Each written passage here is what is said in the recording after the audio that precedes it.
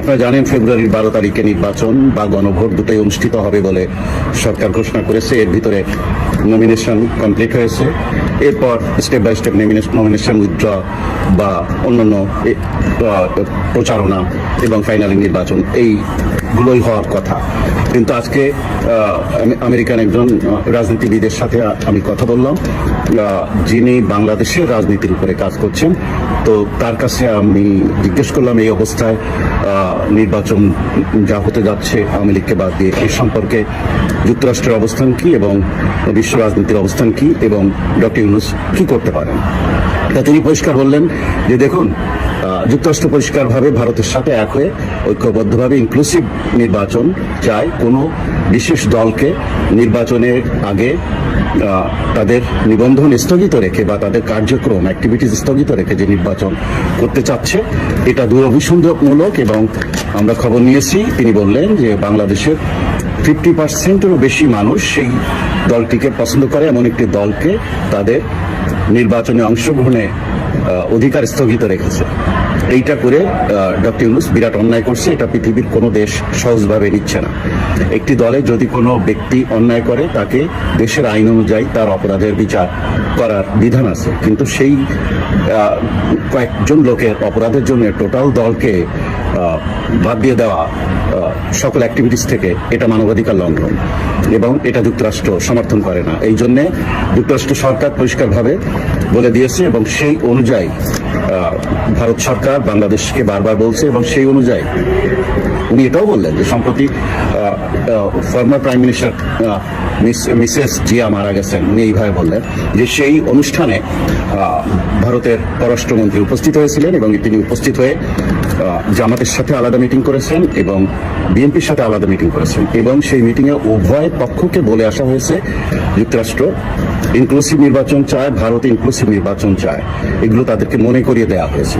তাতে এটা যদি তারা ইনক্লুসিভ নির্বাচন না করে, সকল দলের অংশগ্রহণ নির্বাচন না করে, তাহলে যে বিতর্কিত অবস্থা হবে তা সামাল দিতে পারবে না ডক্টর ইউনূস। এই জন্য ডক্টর ইউনূসের জন্য কোনো চয়েস আর খোলা নেই। হয় তাকে ইনক্লুসিভ নির্বাচন দিতে হবে, না হয় তাকে সরিয়ে দিয়ে অন্য কাউকে তার পদের দায়িত্ব দিয়ে ইনক্লুসিভ নির্বাচনের ব্যবস্থা করবে আন্তর্জাতিক বিভিন্ন দেশ মিলে। সেই দিকেই বাংলাদেশ যাচ্ছে। এর মধ্যে হঠাৎ আমি বাংলাদেশ থেকে একটি খবর পেলাম যে 7 জানুয়ারি তারিখে এই ইনকিলাব মঞ্চের পক্ষ থেকে এই নির্বাচন বন্ধের ব্যাপারে দাবি উঠবে এবং আরেকটি বড় দলের পক্ষ থেকে 11 জানুয়ারি থেকে নির্বাচন বন্ধের দাবি উঠবে। এখন থেকে বেশ কিছু পক্ষ নির্বাচন বন্ধের দিকে যাবে। আবার জামাতের যেহেতু পরিচিতি প্রকাশ পেয়ে গেছে যে ভারতের সাথে 5 মাস আগে দেখা করে চুক্তিবদ্ধ হয়েছে যে ভারত যেভাবে চাইবে জামাত যদি ক্ষমতায় যায় জামাত সেভাবে চলবে।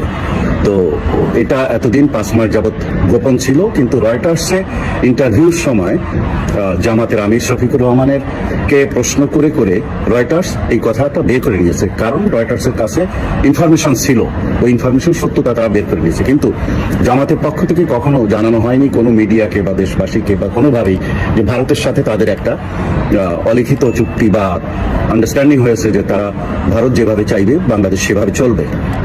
এই বিষয়গুলো এবং একই সময় তারেক রহমানের দেশে ফেরা এবং তার রাজনীতিতে পূর্ণাঙ্গ অংশগ্রহণ এবং বেগম খালেদা জিয়ার মৃত্যুর এই যে সিম্প্যাথি অবস্থা জনগণের, সবকিছু মিলায় যেভাবে মনে করা হচ্ছিল যে জামাত বোধহয় ক্ষমতায় যাচ্ছে, বিএনপি হেরে যাচ্ছে, এখন পরিবেশটা সেই জায়গায় নেই। এই জন্যে জামাত ইমিডিয়েটলি বিএনপির সাথে মিটিং করেছে এবং সেখানে সর্বদলীয় সরকার গঠনের একটা প্রস্তাব দিয়েছে এবং জামাত 40টা সিট চেয়েছে এই নির্বাচনে। বিএনপি আমার জানা মতে যতটুকু শুনলাম বিএনপি রাজি হয়নি। তাতে সবকিছু মিলে জামাত যদি বোঝে তাদের অবস্থা খুব খারাপ হবে নির্বাচনে, বিশেষ করে এই জুলাই যোদ্ধাদেরকে এনসিপি বা এদেরকে নেওয়ার পরে মানুষের সিম্প্যাথি জামাতের উপর থেকে আরো উঠে গেছে। যারা জামাতকে ভোট দেবে বলে চিন্তা করেছিল তারাই এই জুলাই যোদ্ধাদের এদেরকে সহ্য করতে পারছে না। এরা ভণ্ড। এরা 2 দিন আগে জামাতের বিরুদ্ধে কথা বলেছে, তার আগে বিএনপির বিরুদ্ধে কথা বলেছে। এরা ভণ্ড। এরা এক এক সময় এক এক কথা বলে। আর এরা হলো কেউ ছাত্র, কারো ছাত্র তো মাত্র শেষ হয়েছে, কিন্তু এদের যে টাকার সম্পর্কে এদের যেসব ইনফরমেশন পাওয়া যাচ্ছে, লিগাল ভাবে শুধু তাদের নামে যে টাকা আছে তাও তো কোটি টাকা। আর এরপরে তাদের আত্মীয় স্বজন, বন্ধু বান্ধবের সাথে বিভিন্ন অ্যাকাউন্টে প্রচুর টাকা, এবং তারা সুইস ব্যাংক সহ বিদেশের অনেক ব্যাংকে তাদের টাকা পাচার করেছে বলে এমনও তথ্য বেরিয়ে আসছে। তাতে জুলাই যোদ্ধাদেরকে যারা সহযোগিতা করেছিল তাদের মন ভেঙে গেছে। বিশেষ করে তরুণ সমাজ যারা এদের পেছনে ছিল তারা মুখ ঘুরিয়ে নিচ্ছে, তারা একের পর এক পদত্যাগ শুরু করেছে। সব মিলিয়ে এই এনসিপির অবস্থা সবচাইতে এখন করুণ অবস্থা। এইরকম জায়গায় যে এনসিপি কে সাথে নেওয়াতে জামাতের রাজনীতির ক্ষতি হচ্ছে, আবার তাদেরকে বাদও দিতে পারছে না, এমন একটা জায়গায় জামাত। তাতে মনে হচ্ছে জামাতও যে কোনো সময় ঘুরে দাঁড়াতে পারে যে সারা দেশে অবৈধ অস্ত্র এবং নিরাপত্তা নেই মানুষের, এবং জীবন হুমকির মুখে, আইন শৃঙ্খলার পরিবেশ সহজ নেই, এরকম একটা অবস্থায় আমরা নির্বাচন থেকে সরে দাঁড়ালাম, এটা জামাত বলতে পারে। এই অবস্থায় নির্বাচন বাতিলের দাবি তারা তুলতে পারে, এরকম একটা কথা তারা বলতে পারে। তো এইসবের মধ্যে আসলে যে দেশটা কোন দিকে যাচ্ছে সেটা কিন্তু চিন্তার বিষয়। কয়েকটি টক শো থেকে জানলাম এবং বিভিন্ন ইনফরমেশন থেকে জানলাম 16 বছর ব্যাপী পৃথিবীর কোন একটি দেশ চেষ্টা করে এই শেখ হাসিনা সরকারকে পতনের জন্য $200 মিলিয়ন বেশি খরচ করেছে বাংলাদেশের রাজনীতিবিদ, আমলা, সেনাবাহিনী, সাংস্কৃতিক কর্মী, বুদ্ধিজীবী এবং সাংবাদিকদের পেছনে।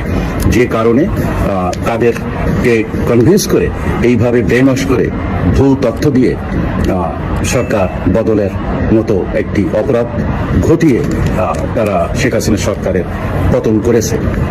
আস্তে আস্তে বেরিয়ে আসছে আজ থেকে 50 বছর আগে গঠিত বার্মা অ্যাক্ট, যে বিষয়টা সেখানে বার্মাকে 2 ভাগে ভাগ করে একটি ভাগ বার্মার সাথে থাকবে, আরেকটি ভাগ বাংলাদেশের চট্টগ্রামের কৃষি অংশ নিয়ে খ্রিস্টান রাষ্ট্র হবে, এবং আরাকান আর্মিদেরকে ওই খ্রিস্টান রাষ্ট্রের অংশটা দায়িত্ব দেওয়া হবে, এইসব করে, এবং সেন্ট মার্টিন বা আপনার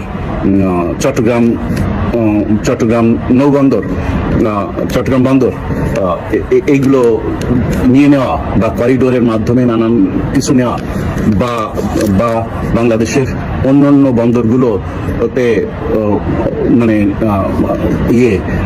লিজ নেওয়া, এসব করে বিদেশিরা তারা তাদের উদ্দেশ্য সফলের জন্য এইসব কাজ করেছে। আজকে তো সব প্রমাণ হয়ে যাচ্ছে যে সেন্ট মার্টিনও চলে যাচ্ছে, চিটাং পোর্টও চলে যাচ্ছে, সবই জানা যাচ্ছে। তো দেশটা আসলে একটি হেফাজত অবস্থা। তত মনে হচ্ছে যে আগামী কয়েকদিনের মধ্যে জানা যাবে, নির্বাচন হয়তো তফসিল পিছিয়ে যাবে এবং কয়েক মাস পরে হয়তো নির্বাচন হবে।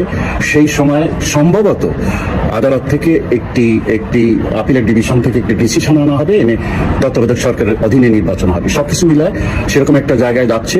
আগামী কয়েকদিনের ভিতরে অনেক কিছুই জানা যাবে, তবে জানুয়ারির 15 তারিখের ভিতরে অনেক কিছু ঘুরে দাঁড়াতে পারে।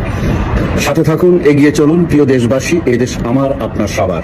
দেশটাকে রক্ষা করতে হবে। জয় বাংলা, জয় বঙ্গবন্ধু। বাংলাদেশ চিরজীবী হোক।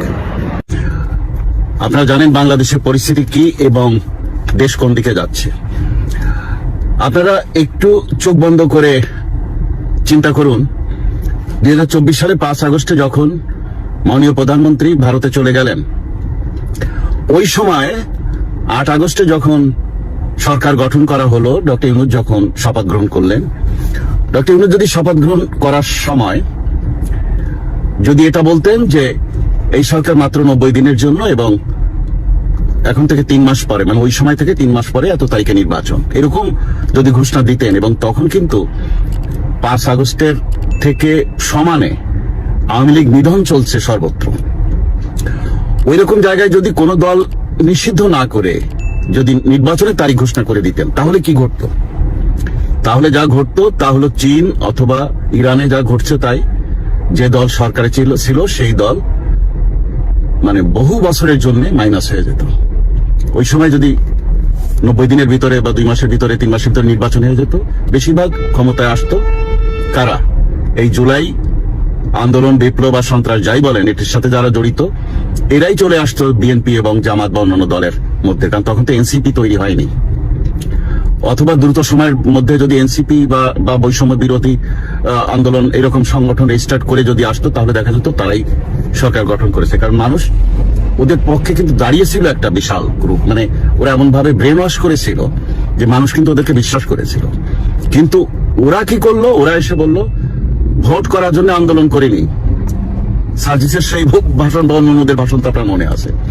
তো এই সরকার থাকবে, 6 বছরের আগে কোনো নির্বাচনের কথা কেউ বললে তার কলিজা ছিঁড়ে রাস্তায় ফেলে দেওয়া হবে ইত্যাদি, আপনাদের মনে আছে। যাই হোক, ওরা বিনা নির্বাচনের সরকার প্রলম্বিত করার চেষ্টায় এবং মুক্তিযুদ্ধ মুছে ফেলার যেসব কার্যক্রম করলো বা বাংলাদেশের নাম, বাংলাদেশের জাতীয় সঙ্গীত ইত্যাদি ইত্যাদি মুছে ফেলার যা চেষ্টা করলো, যেভাবে মব করলো, যেভাবে জ্বালাও পোড়াও করলো, তাতে আস্তে আস্তে ওদের প্রতি মানুষের যে সম্মান, বিশ্বাস, শ্রদ্ধা বা প্রত্যাশা সব ধীরে ধীরে শেষ হয়ে গেল।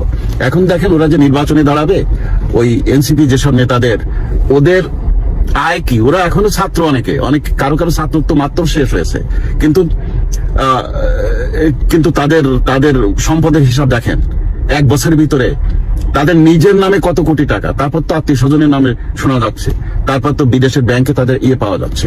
তো এইসব মিলায় এইগুলো করতে যে তারা কিছু পয়সার মালিক হয়েছে, কিন্তু তারা তাদের অর্জনকে একেবারে ধ্বংস করে দিয়েছে। এখন সেই একই নিয়ম, পুরনো নিয়ম, দল বলতে আওয়ামী লীগ, বিএনপি, জামাত, এই এনসিপি কিন্তু চলে এসেছিল, মানে প্রায় 1 নম্বর দলের কাছাকাছি চলে আসছিল। সেই এনসিপি এখন কোথায় চলে গেছে? তো এই হলো রাজনীতি, এটা হলো জোয়ার ভাটার দেশ। এখানে অল্প ভুল করলেও অনেক বড় খেসারত পেতে হয়। আর এরা তো যা করার তা করেছে এবং তার ফল এরা পাচ্ছে। যাই হোক, এখন রাজনীতির যে জায়গাটা এসে দাঁড়িয়েছে সেটা হলো এই আগামী 2 সপ্তাহের মধ্যে, আজকে তো জানুয়ারির 3 তারিখ, 15 তারিখের মধ্যে আপনারা বুঝতে পারবেন যে রাজনীতি কোন দিকে যাচ্ছে। যদি আওয়ামী লীগকে নির্বাচনে অংশগ্রহণ করতে দেয় তাহলে নির্বাচন একরকম হবে, সেটা সবার জন্য গ্রহণযোগ্য নির্বাচন হবে, তবে ফেব্রুয়ারি 12 তারিখে নির্বাচন হবে না। আর যদি আওয়ামী লীগকে বাদ দিয়ে নির্বাচন করে তাহলে 96 15 ফেব্রুয়ারির মতো মারদাঙ্গা পরিস্থিতিতে নির্বাচন হতে পারে এবং সেই সরকার 6 মাসও টিকবে না। আওয়ামী লীগ আর পালিয়ে থাকবে না, বেরিয়ে আসবে এবং